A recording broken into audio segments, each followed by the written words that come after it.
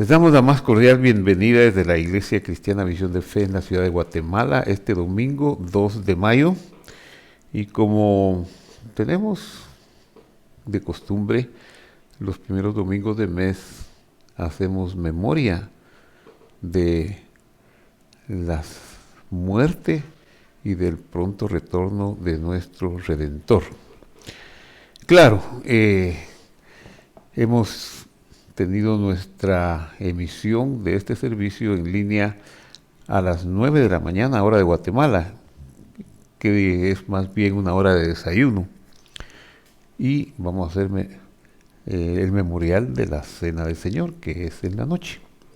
Estamos conscientes de que así es. Pero el Señor dijo, cuantas veces lo hicieres, porque estrictamente hablando, podríamos decir que si lo hacemos una vez al año, el 15 de Nisan, adaptándolo al calendario gregoriano que usamos, estaríamos bíblicamente haciéndolo en el tiempo correcto. Sin embargo, la opción que nos da el Señor y la libertad de poder hacerlo cuantas veces querramos nos permite hacerlo en la mañana y nos permite hacerlo los primeros domingos de mes para mantener fresca esa vivencia. Y hoy, 2 de mayo, pues vamos a tener en nuestro servicio en línea como primera parte el acto memorial de la Cena del Señor. En la segunda parte estará nuestro hermano Juanca conduciéndonos en la alabanza, como suele suceder todos los servicios dominicales. Y en la tercera parte tendremos una meditación de la palabra del Señor. Le invitamos a estar con nosotros en estos 3 segmentos del servicio de este domingo 2 de mayo del año 2021.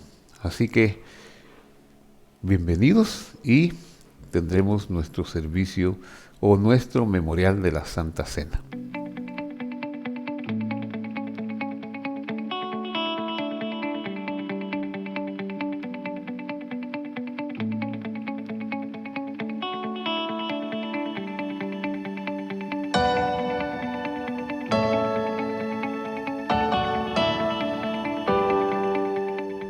Los invito a participar de la Cena del Señor como lo hemos hecho en los últimos 13, 14 meses en línea.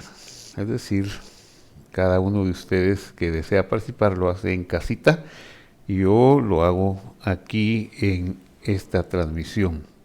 Voy a leer una porción del Evangelio de Juan, capítulo 12, versículo 1, que dice así: y entonces Jesús, 6 días antes de la Pascua, vino a Betania, donde estaba Lázaro, al que Jesús había resucitado entre los muertos. Y le hicieron una cena ahí.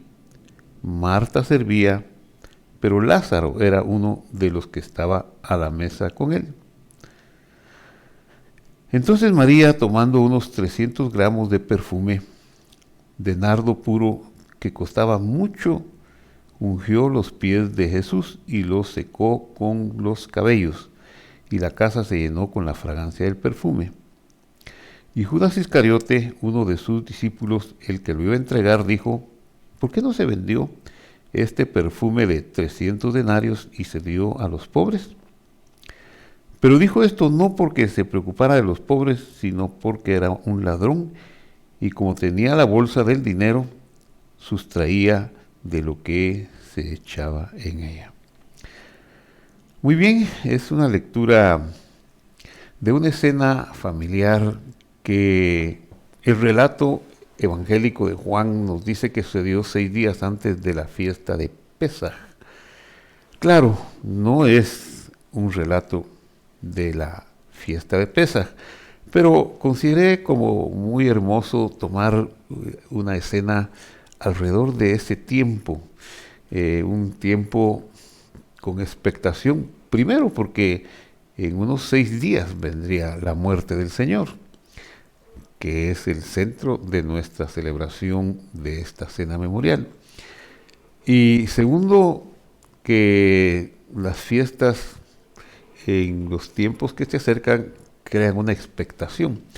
Y el Señor, vemos aquí en su vida normal, le hacen una cena 6 días antes y sucede lo que he leído y que relata el Evangelio. El azar o Lázaro con él, Pesaj, la fiesta de la Pascua. Pesaj es su nombre original. Las dos hermanas, Marta servía, María hizo un acto asombroso de ungir al Señor con un nardo carísimo y hermoso. Y Judas, que critica ese acto. Bueno, cosas muy interesantes. No es la cena del Señor lo que he leído, sino sucedió unos 6 días antes. ¿Y qué sucedió en la cena? Esta es una cena diferente, pero ¿qué sucedió en la cena del Señor? Eso lo voy a tomar de la epístola del apóstol Pablo a los Corintios, su primera carta, y vamos a leer que dice así: pero al darles estas instrucciones no os alabo, porque no se congregan para lo bueno, sino para lo malo. Pues en primer lugar, oigo que cuando se reúnen como iglesia hay divisiones entre ustedes, y en parte lo creo. Son ya aquí son las acciones de la congregación local de Corinto y las instrucciones para corregir esas acciones que les da su fundador, el apóstol Pablo. Y luego sigue diciendo: porque es necesario que entre ustedes haya bandos a fin de que se manifiesten entre ustedes los que son aprobados. Quisiéramos tener comunidades, congregaciones, iglesias donde todo fuera perfecto, donde no hubiera ningún problema, pero no es así. No es así. Donde hay hombres, donde hay dos cabezas, habrá dos mundos, dos opiniones, dos diferencias, etc. Por tanto, sigue diciendo el versículo 20 estoy leyendo 1 Corintios capítulo 11, versículo 20. Por tanto, cuando se reúnen, esto ya no es para comer la cena del Señor. Porque al comer cada uno toma primero su propia cena, y uno pasa hambre y el otro se embriaga. Y es que la cena del Señor que nosotros practicamos en nuestras reuniones de asamblea de los domingos, por ejemplo, o de cualquier otro día que decidamos hacerlo, hemos tomado una parte mínima de la cena que relata el Evangelio y que relata la epístola. Era una cena completa que tenía otras partes, una comida y muchos otros compartimientos o acciones que se daban. Nosotros, pues, por la practicidad y por la necesidad, nos hemos quedado, o prácticamente solo celebramos la copa y el vino, la última copa y del memorial. Pero debemos saber que había una cena. Y en esa cena se cometían algunos desmanes. Eso es lo que está corrigiendo el apóstol Pablo. Verso 22 del capítulo 11.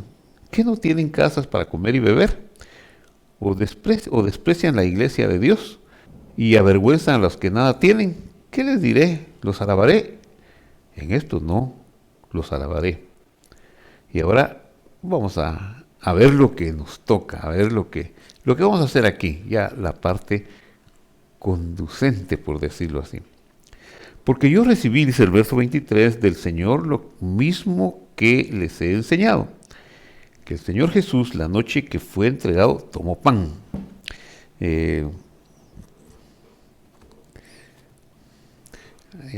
Voy a tomar el pan. El pan que tomó, vimos la primera escena, la cena que le hicieron en Betania. El pan que comieron en esa cena 6 días antes seguramente era diferentísimo, pues tenía levadura. El pan que tomó aquí en la cena, el pascual, sería no como este, porque este está hecho por una máquina moderna, pero sí muy parecido. En su consistencia igual, es decir, sin levadura, solo agua y cocimiento. Un pan de aflicción, un pan que rememoraba la esclavitud del pueblo de Israel en Egipto. Y por lo tanto se parecía más a una tortilla, un pan plano. Entonces dice que tomó pan, el verso 24 dice, y después de dar gracias, lo partió. Es decir, el Señor Jesús está tan compenetrado de que ha llegado su hora y está cumpliendo todo lo que se ha escrito de Él, y eso le motiva a tener la gratitud al Señor de haber cumplido todas las promesas que lo han llevado a este momento crucial en que va a empezar a sufrir los dolores de la muerte para redimirnos. Entonces dice, después de dar gracias, nosotros vamos a dar gracias también, Padre, bendito seas tú, Señor nuestro, Rey de todo lo que existe, el universo y todo lo que en él hay, que enviaste a nuestro Redentor para que fuera nuestro pan y nos redimiera, nos sacara de la casa de esclavitud, de la casa de la aflicción, y nos diera la vida, el soplo de la vida eterna. Gracias, Señor, bendito seas tú por eso. Y sigue diciendo, este es mi cuerpo para ustedes, hagan esto en memoria de mí. Entonces voy a partir el pan, voy a tomar un trozo de pan y vamos a proceder al memorial. Le invito a que usted haga lo mismo, ahí donde se encuentra, y lo comamos. Coma conmigo, por favor.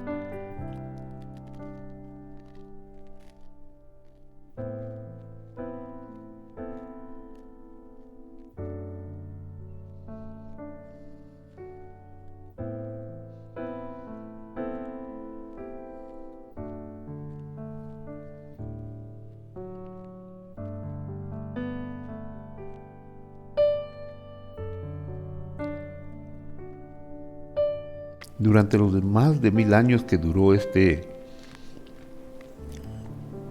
rito de la cena pascual, desde que fue instituido en la salida de Egipto hasta la muerte del Señor, se comió el cordero con las instrucciones que manda la palabra de Dios, asado a fuego, no se le quebraron los huesos, no se guardó nada para después, en fin, eso fue lo que se comió. Pero el Señor nos dejó este memorial para que nosotros, desde su venida a la tierra y su retorno al Padre, en la última comida que Él hizo en la tierra, recordemos su muerte y su resurrección, pero ya no comiendo un cordero. No tenemos que degollar un cordero, sino que nos sustituyó el cordero por el pan sin levadura, que nos habla de su cuerpo, un cuerpo sin pecado. Continúa diciendo la Sagrada Escritura, de la misma manera tomó también la copa, después de haber cenado. Le invito a tomar la copa, y declaró, esta copa es el nuevo pacto, un pacto en el cual los preceptos del Señor ya no están fuera, sino por el poder de su Espíritu Santo pasan a estar dentro de nosotros. Esta copa es el nuevo pacto en mi sangre. Hagan esto cuantas veces la beban en memoria de mí. Porque todas las veces que coman este pan y beban esta copa, proclaman la muerte del Señor hasta que Él venga. Bendito seas, Padre, que creaste el fruto de la vid que vino a representar tu sangre derramada por nosotros en el madero cruento del Calvario, con cuyo derramamiento pagaste nuestra deuda, que era infinita e imposible de cubrir por nosotros, pero con tu poder tan grande hiciste posible que la deuda fuera saldada. Y por eso, al rememorar con bendiciones para ti tu amor y tu obra de gracia tan hermosa, gracias, Señor, bebemos este vino que es la copa del nuevo pacto en tu sangre. Bebámosla todos, por favor, en este momento.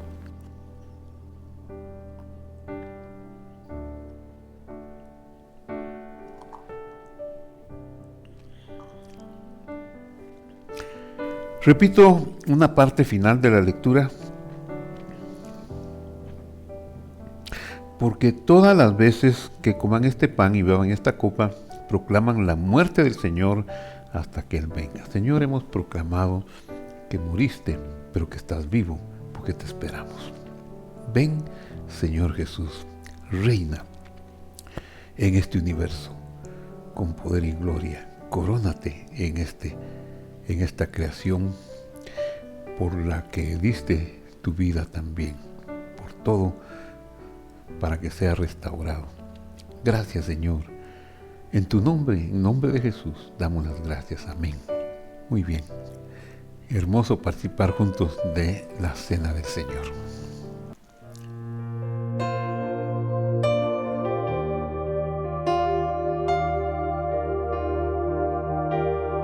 Y te doy gracias, Señor, por tu obra en mi vida. Te doy gracias, dígale conmigo, Señor, por tu amor sin condiciones. Te doy gracias, Señor, por tu misericordia. Dale gracias, te doy gracias, Señor, porque has creído en mí. Pues solamente tú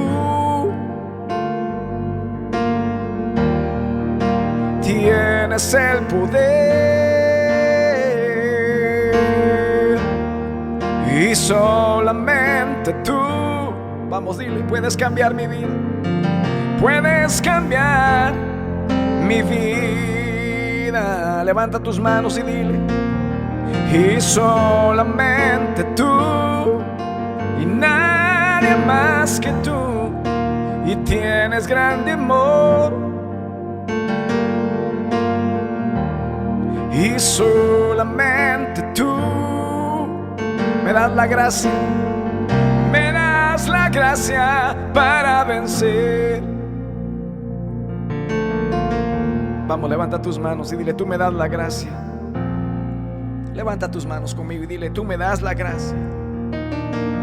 Me das la gracia para vencer. Me das el poder para creer. Yo me acerco a ti, Jesús. Vamos, alguien agradézcale. Yo me acerco a ti con gratitud y amor en mi corazón. Gracias, Señor. Gracias, Señor. Alguien dígale gracias, gracias, gracias, mi amado Dios.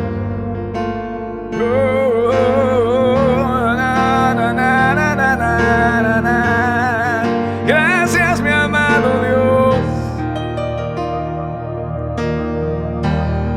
Y pues solamente tú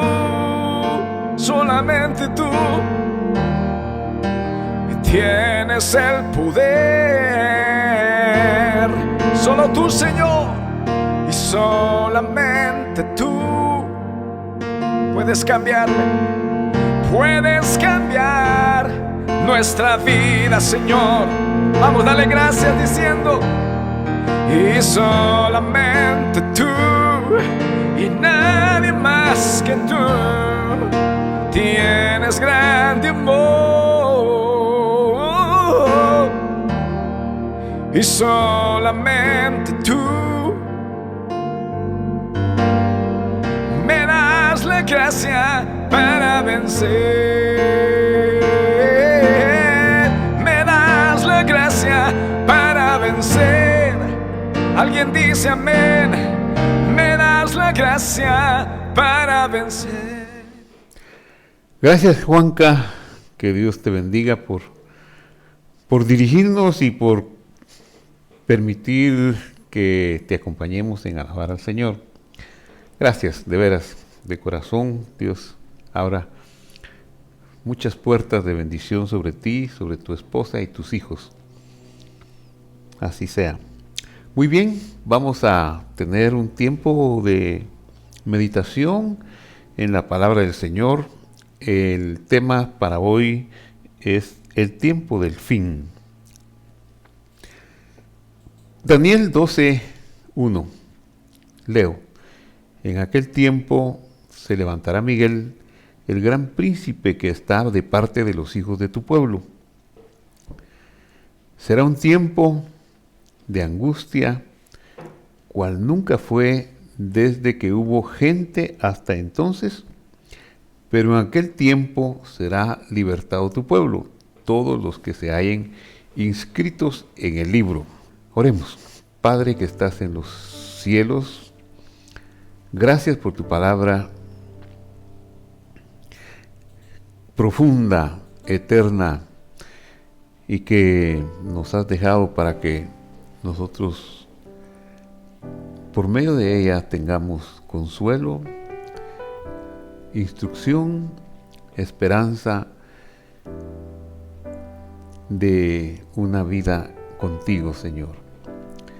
Y como es la mente tuya, que es inmensa e infinita, rogamos, Señor, que nos des la capacidad de entender la porción que nos toca. La palabra, no creemos captarla toda, pero la porción de nuestra herencia para este día, para este tiempo. Te lo pedimos en el nombre de Jesús, que haya gracia al explicarla, al escucharla, y que haya poder para practicarla, guardarla, preservarla y enseñarla a otros. En el nombre de Jesús, amén y amén. Bueno, el tema dice tiempo del fin. El fin del mundo es un tema que nos ha apasionado, y siempre nos ha apasionado. Desde los tiempos del apóstol, los creyentes esperaban que el fin del mundo llegara y que todo concluyera, porque entendemos que en esta tierra padecemos aflicciones, y hay periodos de más aflicción que otros. Nosotros nos toca, mientras más nos acercamos al tiempo del retorno del Señor a esta tierra, sabemos que son tiempos más peligrosos, tiempos más preocupantes, como se lee aquí. En aquel tiempo, dice, repito la lectura del verso 1, se levantará Miguel, el gran príncipe que está de parte de los hijos de tu pueblo. Será tiempo de angustia, cual nunca fue desde que hubo gente hasta entonces. Eso es lo que se prevé, lo que se anuncia, un tiempo final de veras muy angustioso. Y creo que esto debiera de ponernos alerta para dejarlo mejor a nuestros hijos, por aquello que nosotros ya no estemos cuando les toque vivir este tiempo. Que cimentemos a nuestros hijos en las verdades eternas, en los principios de la palabra de Dios, porque solo la palabra de Dios puede sostener a una persona en tiempos de angustia como los que se anuncian aquí, que serán los que precederán a la venida del Señor y a la consumación del tiempo presente. Y ya lo vemos, cómo los tiempos son difíciles moralmente, la ecología, los anuncios de los estudiosos sobre la ecología, la destrucción del planeta. Es angustiosa la cantidad de pronósticos que existen sobre qué pasará dentro de 50 años por las especies que se han extinguido, por las faltas de cuidado sobre el ambiente. Pareciera que esos pronósticos son ineludibles. Eso solo apunta a lo difícil del tiempo final.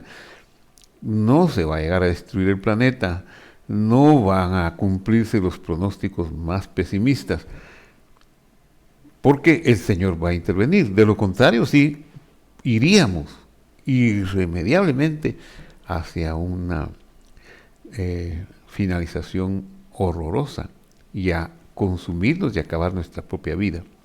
Pero eso no quita que vayan a ser tiempos peligrosos. Así que la mejor herencia que podemos dejarle a nuestros hijos es una cimentación en las verdades de la palabra de Dios. Es lo único que puede preservarnos de la angustia, es la fuerza que nos puede salvar.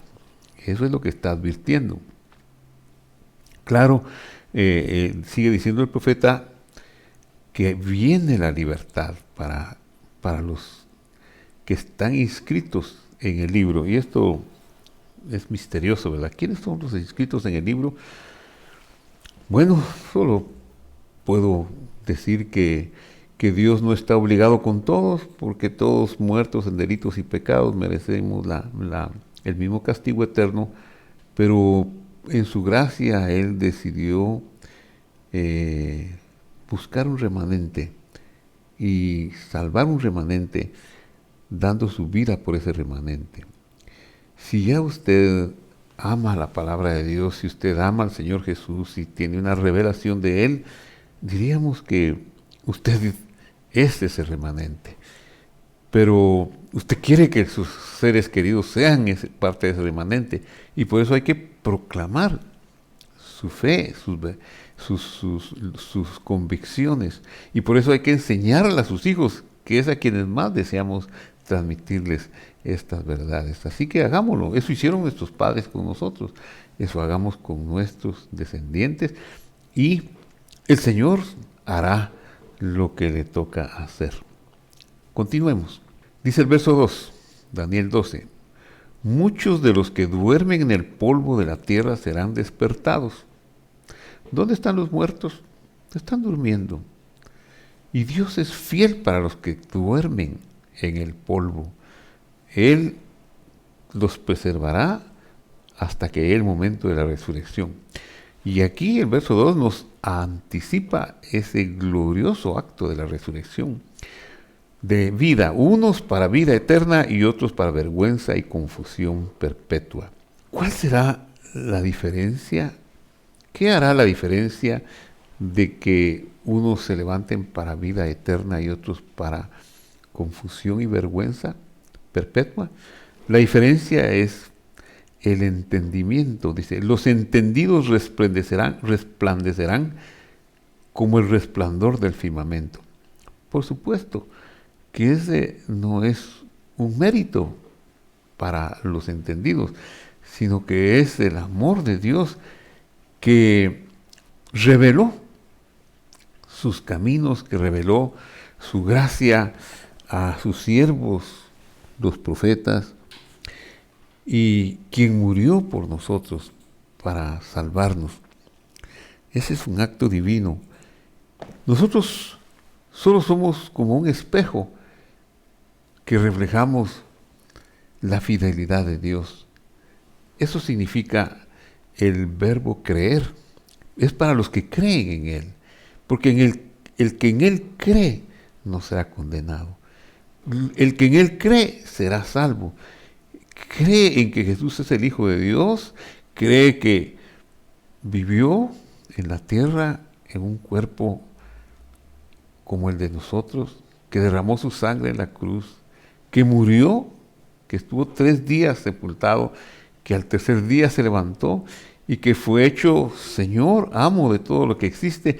Y el que llega a creer todo ese proceso y confiesa que Jesús es el amo de todo, el Señor de todo, ese es el que es salvo.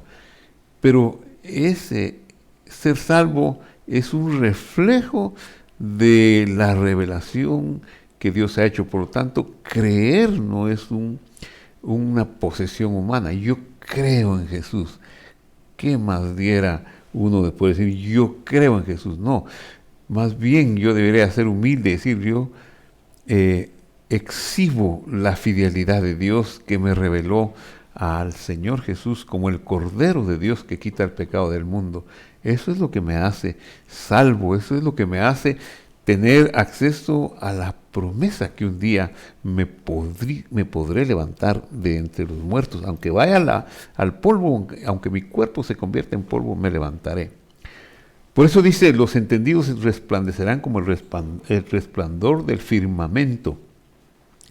Y los que enseñan la justicia a la multitud como las estrellas a perpetua eternidad. Es decir, cuando uno ha recibido esa capacidad de ver al Señor Jesús como el Dios que se encarnó, que vivió entre nosotros, que murió por nosotros, se levantó de entre los muertos, que es el Redentor del mundo, y lo enseña, esa verdad la comunica, la participa, vive para enseñarla a otros. Dice, enseña a la multitud, no se conforma con una persona, a muchas personas, usando los medios que sean posibles para difundirla. No es un mensaje popular, no todos están detrás de ese mensaje, porque hay tantos distractores en esta tierra que nos hacen olvidar lo que es importante y nos ponen muchas cosas que no son las importantes para vida eterna. Pero cuando enseñamos y enseñamos, ahí va a surgir alguien que estaba preparado como aquel cojo de Listra, que vio y le regalaron la fe, la capacidad de ser sano, de ver que podía ser sano. De igual manera sucede con la predicación del Evangelio, con la locura de la predicación. Se predica el Evangelio, se predica a diestra y a siniestra. Unos aceptan, otros no aceptan. Recuerdo que trabajaba yo en la banca central, en la superintendencia de bancos hace muchos años. Y un día decidí hacer un ayuno. Ya trabajamos en la época de la jornada única. Yo viví esa transición de jornada doble de trabajo a jornada única. Pues ya vivíamos, ya tenía la jornada única y nos daban unos 45 minutos para almorzar.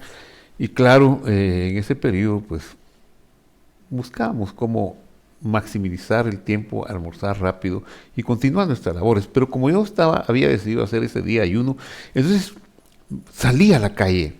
Me fui por una plazuela cerca de donde estaba la oficina en el centro cívico de la ciudad de Guatemala.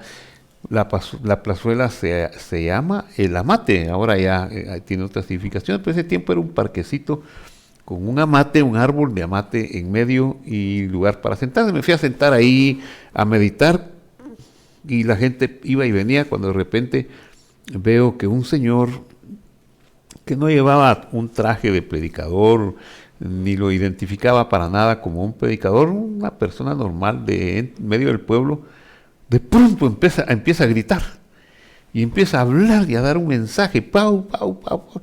Y yo me quedé asombrado, el mensaje tan bien hilvanado. La persona no se miraba una persona de altos vuelos de estudio y dio su mensaje. Yo me quedé pasmado, lo disfruté, él terminó, así como terminó, se desapareció y mi tiempo se desapareció también y tuve que regresar a trabajar. Años más tarde o tiempo más tarde me encontré a este señor que se llamaba Agustín Mesa Callejas, era un famoso predicador callejero. Estaba yo en las oficinas de la radio evangélica llamada Radio Vea. Cuando veo entrar al señor, al hermano Agustín Mesa Callejas, que iba a hacer alguna diligencia ahí a la Radio Vea, y entonces yo me le acerqué y le dije, mire, yo lo vi a usted hace un tiempo en el Amate. Ah, sí, es un lugar que yo frecuento para predicar algunas veces a mediodía, me dijo. Ah, sí, mire, le dije, ¿le puedo hacer una pregunta? Sí, me dijo. Y usted, a pesar de que nadie se detenía, porque usted predicaba para acá y para allá, y la gente pasaba, a veces se le quedaba viendo, otros se detenían, lo oían, y ellos seguían. Y usted, eso no le inmutó en lo más mínimo, siguió predicando como que si tuviera un público atento a su mensaje. No me dijo, no me molesta, porque Dios me mandó hablar. Oigan, o dejen de escuchar. Yo lo que te pido a ti es que hables y que no calles. Realmente me dejó asombrado. Me dejó asombrada la fe de este predicador del pueblo, que dio un mensaje que me impactó, pero sobre todo me impactó que él regaba la semilla. Y claro, él no sabía, ni yo me atrevía a decirle, mire, aquí estoy. No, yo solo lo escuché y no hubo tiempo tampoco. Pues de la misma manera uno debe enseñar, porque no sabe entre los oyentes quién está llamado a recibir una palabra de parte de uno. Por eso dice aquí que los que enseñan justicia, dice, los entendidos resplandecerán como el resplandor del firmamento, y los que enseñan justicia a la multitud como las estrellas a perpetua eternidad. Ese es su premio. Hay un premio para el hermano Agustín Meza Callejas. No volví a saber de él, no sé si vive o ya está con el Señor, pero me impactó ese mediodía que lo escuché. Daniel 12:4. Pero tú, Daniel, cierra las palabras y sella el libro hasta el tiempo del fin. Es decir, que desde aproximadamente unos siglos, 4 o 5 siglos que fue dicho este mensaje a Daniel, hay un anuncio: cierra las palabras de este libro, porque no van a ser entendidas plenamente.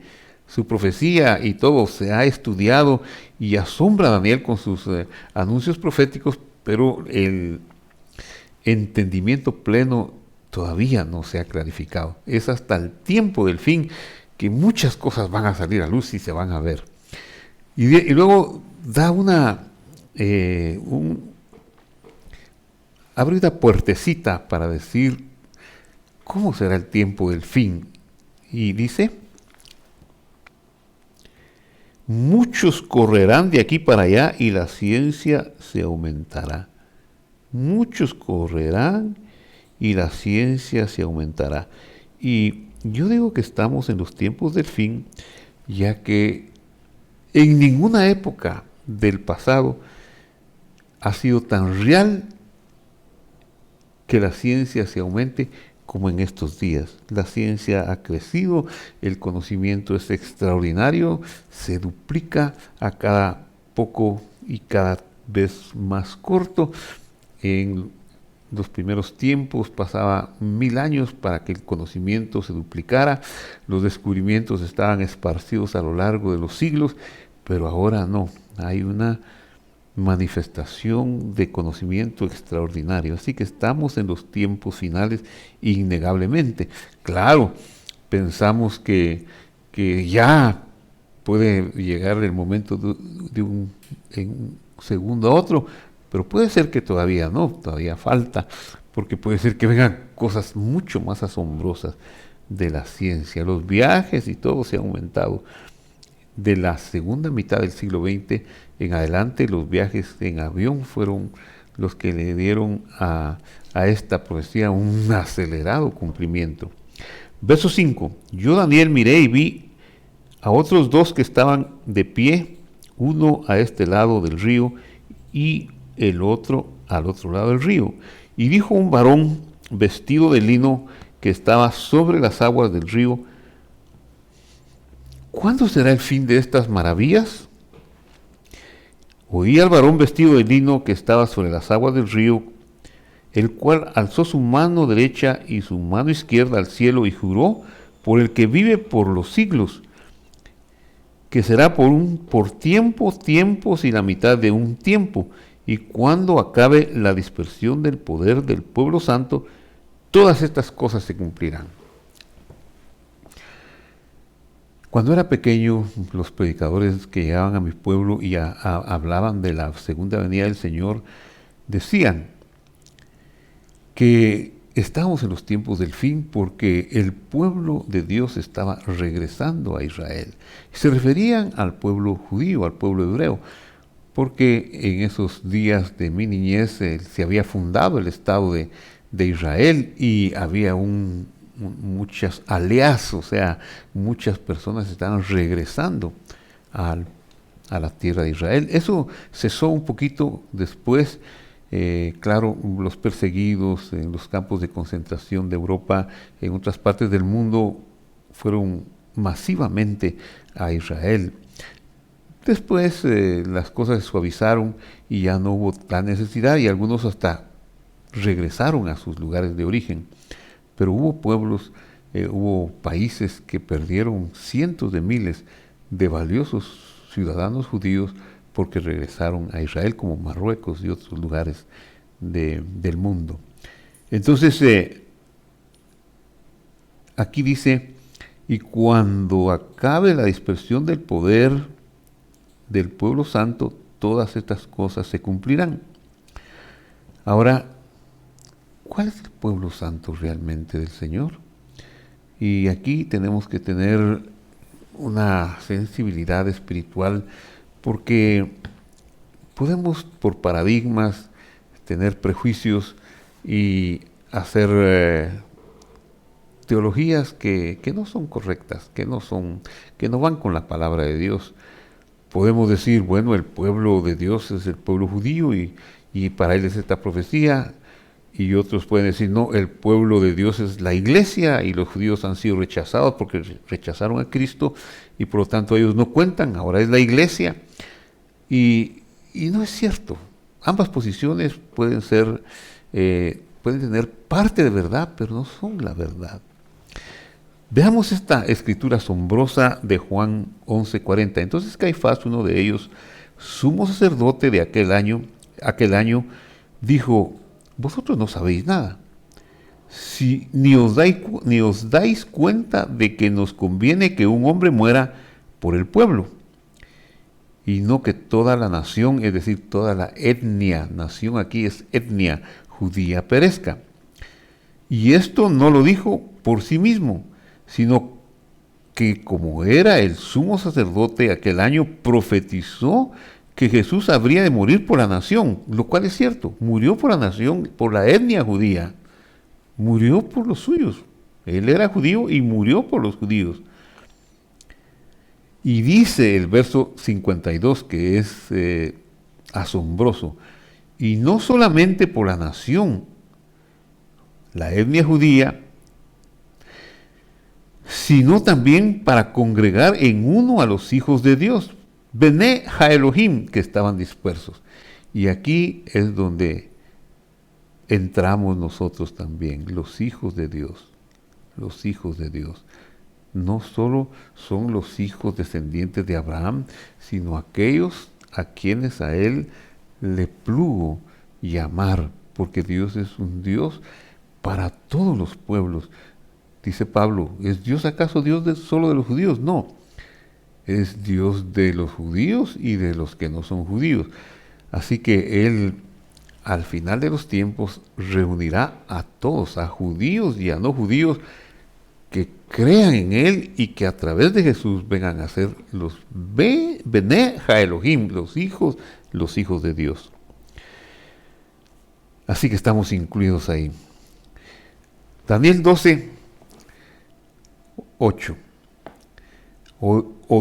Yo oí, pero no entendí, y dije, Señor mío, ¿cuál será el fin de estas cosas? Él respondió, anda Daniel, pues estas palabras están cerradas y selladas hasta el tiempo del fin. Y ahora es que si nos acercamos al tiempo del fin, las palabras de Daniel se están acercando más a que podamos entenderlas y a cumplirlas. Y termino con estos versículos. Muchos serán limpios. Es decir, el pueblo judío ha sido el guardián de los preceptos, el guardián de la instrucción de Dios, y la ha difundido para que otros pueblos, finalmente nosotros llegáramos a tener conocimiento de esa verdad. Pero nosotros no practicábamos esa verdad. Estábamos en prácticas de idolatría, adorando dioses que no son dioses, haciendo las cosas de otra manera, no como lo manda la instrucción de la ley de Dios.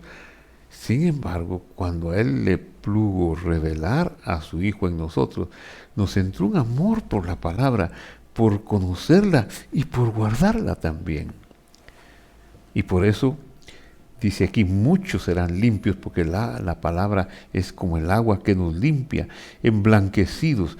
Claro, al conocer de la sangre derramada, la deuda pagada, nos es pagada la cuenta contra Dios, y purificados nos es dada la purificación. Ahora hay una advertencia: los impíos procederán impíamente, y ninguno de los impíos entenderá, pero los entendidos comprenderán. O sea, los que no van a ser salvos no van a entender al final de todo, y van a perseguir a los que van a ser salvos, a los que van a entender. Así que finalizo este mensaje con este hermoso versículo. En cuanto a ti, tú irás hasta el fin, es lo que dice. Tú irás hasta el fin y reposarás y te levantarás. Es decir, los muertos se levantarán, los que duermen en el polvo se levantarán para recibir tu heredad en el final de los días. Eso es lo glorioso que nos espera, el final de los días. Vamos a orar.